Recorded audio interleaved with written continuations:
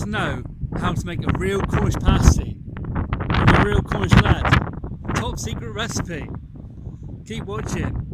Welcome to Cornwall. Land of beauty, mystery, castles, smugglers and pirates. This is Cornwall. This is the Cornish pasty. Welcome to British Cook. If you want to know how to make a real Cornish pasty recipe, locals recipe, top secret. Shh. Just a quick bit of information. I know I don't sound Cornish. I do live in Cornwall. I was born here and I love the place. But I did have to learn how to speak again at the age of 22. The ingredients for a real Cornish pasty are plain flour, potatoes, skirt, onion, swede, Cornish butter and lard. And of course carrots. Now if you ever see carrots in a pasty recipe, it ain't a pasty. Forget it. No carrots, ever. First things first, this is what we call a swede in the UK. It's called a RUTABAGA, I think. I'll put the word up. In America. It's also known as a yellow swede as well in some parts of America. Going to get this one chopped up.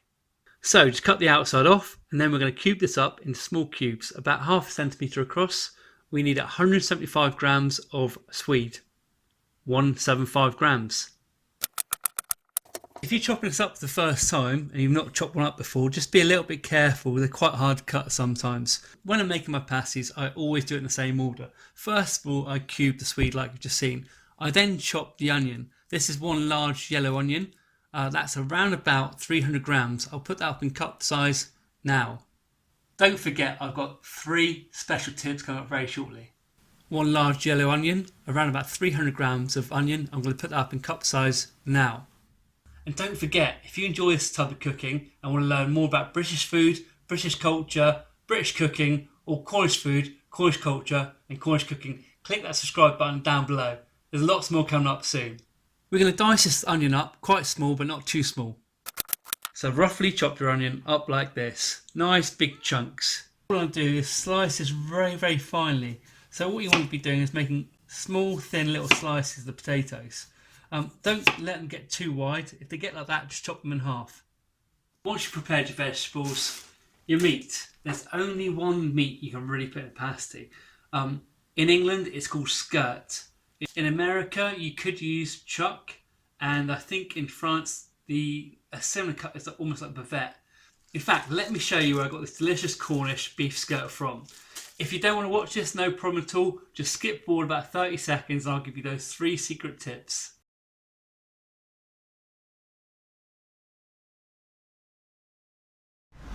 So here we are at Tywardreath, outside the butcher's. Charles Harris, been here for a very long time. That's what a typical Cornish village might look like. That's called Tywardreath, a very famous place in regards to writing in Dauphine Du Maurier, House on the Strand. And this is skirt.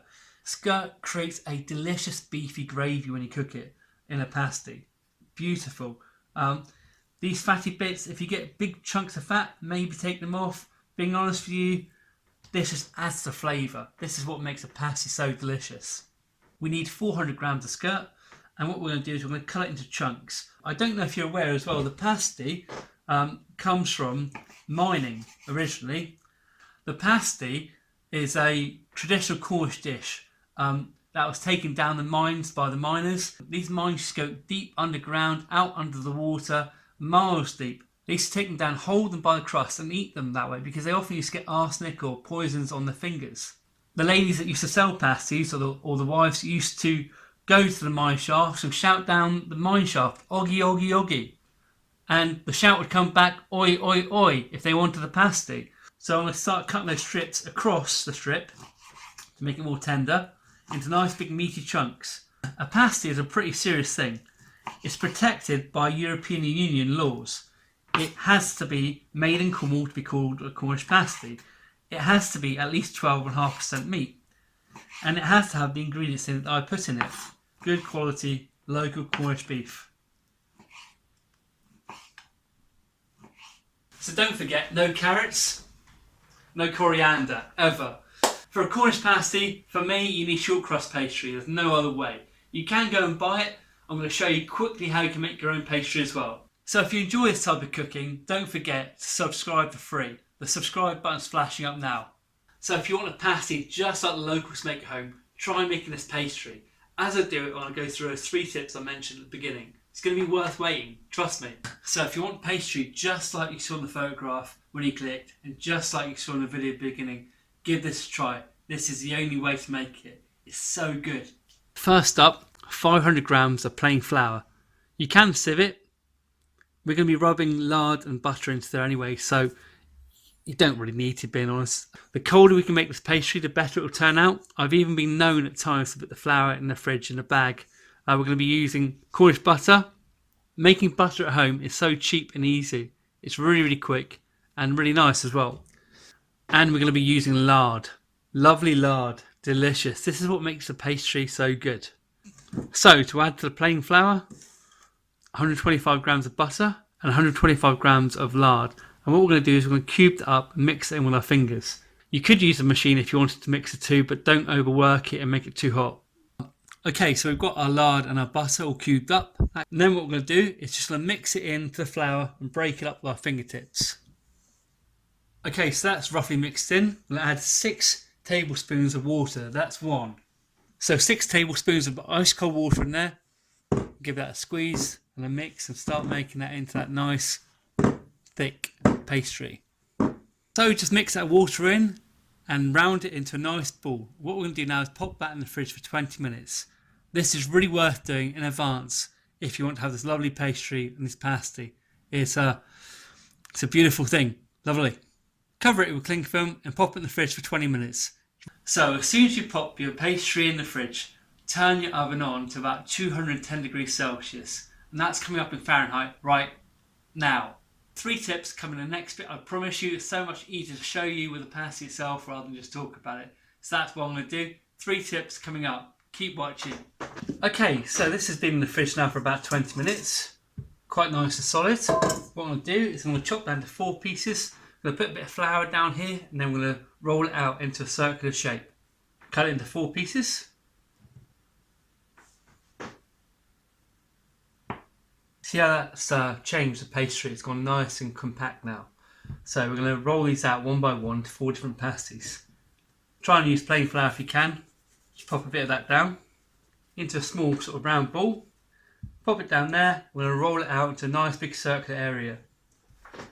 Don't forget, if you want a real Cornish pasty experience, there's 3 tips that are coming up. Trust me, you're going to really want to see what they are. Grab yourself a nice big plate, a nice big bowl, and just trim off those edges. We're looking for a nice round circular shape so we can make our pasty. So now it's time to mix our ingredients together. In go with the sliced potatoes.